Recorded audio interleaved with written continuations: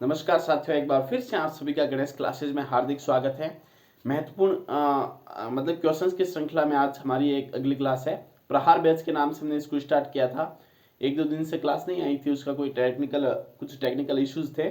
इससे पहले मैंने एक महत्वपूर्ण क्लास के बारे में चर्चा की थी। मतलब 9-10 मिनट का वीडियो था, मतलब 7-8 मिनट का वीडियो था, और उसके द्वारा आप 15 नंबर को कंप्लीट कर सकते हो। अगर उस महत्वपूर्ण क्लास को अभी तक आपने नहीं देखा तो उसे देख लें, क्योंकि वो 7 से 8 मिनट आपके 15 नंबर को कंप्लीट करेगा। उससे पहले भी एक क्लास दी है जो 5 से 6 मिनट की है, जिसके द्वारा आप 9 नंबर कंप्लीट कर सकते हो। और ये क्लास जो कि 3 से 4 मिनट की होगी, इसके द्वारा आप 3 नंबर कंप्लीट कर सकते हो। यानी कि इस क्लास के बाद आप इस सवाल को 30 सेकंड में सोल्व कर सकते हो। पेपर में आपको 30 सेकंड चाहिए बस इसे सोल्व करने के लिए, और इस 30 सेकंड में आपके कितने नंबर कंप्लीट हो जाएंगे? 3 नंबर। हर एक नंबर का बड़ा महत्वपूर्ण योगदान होता है। देखिए दोस्तों, आप सोच रहे हो कि इस साल नहीं हुआ तो क्या है, बीएसटीसी अगले साल कर देंगे। ये सोच आपको औरों से बहुत पीछे धकेलती है। जैसे मैंने 2020 में 12वीं पास होते ही बीएसटीसी का एग्जाम दिया, अच्छी तैयारी के साथ मेरा फर्स्ट अटेम्प्ट में सिलेक्शन हो गया, फर्स्ट चॉइस मुझे मिली। और 2020 के बाद जैसे ही मेरी 2022-23 में कॉलेज खत्म होने को आई, वैसी रीट आ गई और उस रीट में मेरा सिलेक्शन हो गया। और आज मैं मतलब महीने भर बाद किसी राजकीय विद्यालय में होऊंगा। तो ये क्या है, देखिए अगर मैं उस समय ये सोचता कि इस साल नहीं होगा तो कोई बात नहीं, अगले साल दे दूंगा, तो शायद आज मैं इस एक सेफ जोन में नहीं होता। तो इसलिए मैं आपको भी कहना चाहता हूँ कि देखिए, इसी साल आप ये दिमाग से निकाल दीजिए कि हर साल बीएसटीसी के एग्जाम में होते हैं, आपको इसी साल सिलेक्शन लेना है। तब अगर इस सोच के साथ अगर आप बढ़ते हो तभी आपका सिलेक्शन हो पाएगा। और देखिए, कहा जाता है कि अगर नशा करना ही है तो मेहनत का करो, क्योंकि बीमारी भी लगेगी तो सक्सेस वाली लगेगी। तो आपको मेहनत तो करनी पड़ेगी। हार्ड वर्क का कोई ऑप्शन नहीं होता। अगर आप हार्ड वर्क करते हो तो आपका सक्सेस जो है वो आपके पीछे भागेगी। आपको सक्सेस के पीछे नहीं भागना। सक्सेस अगर आप हार्ड वर्क करते हो तो सक्सेस आपके पीछे भागेगी। और ओम शांति ओम का वो बड़ा प्रसिद्ध डायलॉग भी है कि किसी चीज को अगर पूरी शिद्दत से चाहो तो पूरी कायनात आपको उससे मिलाने की साजिश में रच जाती है। अगर आप वाकई में चाहते हो कि मुझे अध्यापक बनना है और उसके लिए आप एक मेहनत हार्डवर्क करने के लिए रेडी हो, तैयार हो, तो बिल्कुल आपका सिलेक्शन सुनिश्चित है और आप उस लेवल की मेहनत भी करोगे। लेकिन बस फॉर्म भर दिया तो बस वो फॉर्म भरा ही रह जाएगा। ठीक है ना। तो इस क्लास को हम देखते हैं। ये 30 सेकंड, मतलब ये 1-2 मिनट की क्लास, इसको मैं समझाऊंगा आपको, और इसके बाद आप पेपर में इसको ऐसा क्वेश्चन आएगा। 2020 का क्वेश्चन मैंने लिया है। कब का है? 2020 का मैंने क्वेश्चन लिया है, और इस क्लास के बाद आप इसे आसानी से कर पाओगे। देखिए 2020 का क्वेश्चन 2020 में जब मैंने दिया था उस समय पूछा गया था। देखो, पीट ना सम, और मैं जब तैयारी कर रहा था मुझे पता था 100% ऐसा क्वेश्चन आएगा, क्योंकि मैंने पेपर का एनालाइज करता था। मैं हमेशा जिस रीड की तैयारी की हो या बीएसटीसी की, मैं पेपर की एनालाइज करता हूँ कि कहाँ से क्वेश्चंस बनते हैं, और उन्हीं टॉपिक पे अपनी पकड़ बना देता हूँ, जिससे सिलेक्शन सुनिश्चित हो जाता है। इसे कहते हैं स्मार्ट स्टडी। देखिए, पीट ना सॉन्ग का अर्थ है ब्रिंग मी वाटर। देखो शब्दों को छोड़िए, आपको तो बस ना जो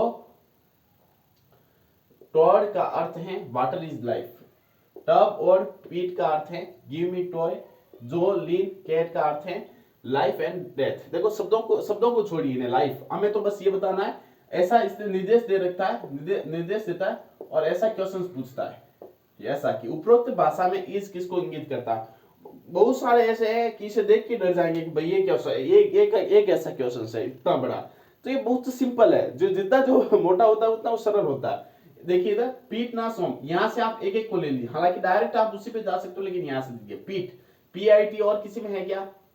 इसमें तो नहीं है भाई। इसमें है क्या सर जी? इसमें तो है। तो इन दोनों में है। एक ऐसा वर्ड ढूंढो जो इन दोनों में हो। किन में? इनमें और इनमें, किसी और में ना हो। तो ब्रिंग देखो, इसके पास नहीं है। मी देखो, मी इसके पास भी है, इसके पास भी। और किसी के पास है क्या? मी नहीं है।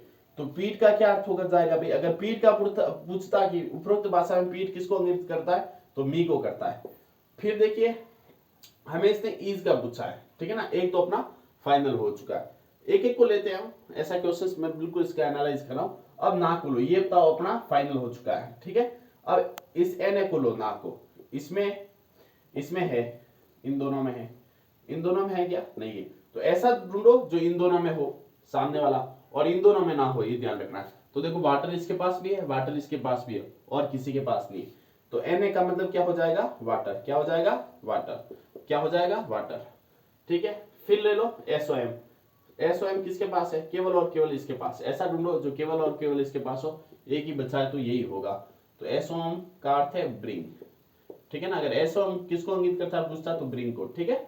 हमें बताना है किसका? इज का, ठीक है ना। इज किधर गया? ये दिख रहा है, यानी इसको सोल्व करते ही मिल जाएगा। JO देखो इसके पास भी है और इसके पास भी है, यानी कि ऐसा ढूंढो जो इसके पास भी हो और इसके पास भी हो।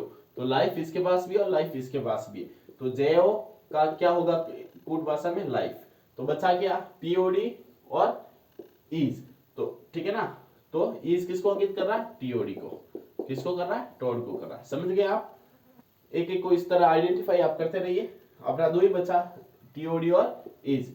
तो इज किसको इंगित करता है? TOD को। इस तरह से आप इसे बिल्कुल एक एक दो क्वेश्चंस और आप इसे ऐसे कर लेना, फिर आप इसे एग्जाम में 30 सेकंड में कर सकते हो, मात्र 30। एक एक को ले लीजिए, जैसे डायरेक्ट भी वैसे भी कर सकते हो। इज है ना, देखो इज और किसी में है ही नहीं और इज का पूछा है, तो आप इसी से स्टार्ट कीजिए। इसके सामने वाली देखो, सामने सामने वाली लाइन को सोल्व करना। इन दोनों को, इन दोनों को, इन दोनों, इज पे आ जाओ। इन दोनों में देख लो, Na से शुरू कर दो। Na इसके पास भी है और किसके पास था? Na बताओ। Na इसके पास भी था, तो ऐसा बताओ जो इन दोनों के पास हो। वाटर था, ठीक है ना, एक तो एलिमेंट हो चुका है, ठीक है ना। फिर आ गए हम JO इसके पास भी था और इसके पास भी था, ऐसा बताओ जो इसके पास भी हो और इसके पास भी हो। लाइफ। फिर बचा ही गया TOD और इज, ठीक है ना। तो इज किसको इंगित करता है? TOD को इंगित करता है। तो आप तमाम अपने साथियों को इस क्लासेस को शेयर करिएगा और कमेंट करिएगा कि आपको किस टॉपिक पे क्लास चाहिए। हालांकि मैं जो पेपर मैंने एनालाइज कर रखा है उस हिसाब से मैं इंपोर्टेंट और शॉर्ट क्लास आपको देता रहूंगा, ताकि आपके कम समय में एक अधिक नंबर आप प्राप्त कर सको। इसके अलावा आपको भी, अगर आपने भी पेपर का एनालाइज किया है कि हाँ इस टॉपिक से अधिक क्वेश्चन बन रहे लेकिन हमें समझ में नहीं आया, तो उसे आप कमेंट कर सकते हो। उसके बारे में सॉल्यूशन दूंगा, उसका पूरा मैं आपको कराऊंगा। लेकिन आपका भी अपना कर्तव्य है कि आप अपने तमाम दोस्तों की इस क्लासेस को शेयर करिएगा। अगर आप अपने अधिक से अधिक इस दोस्तों को क्लास शेयर करिएगा, शेयर करोगे, तो मैं भी आपके लिए एक से बढ़कर एक क्लास और कंटिन्यू क्लास देता रहूंगा। धन्यवाद।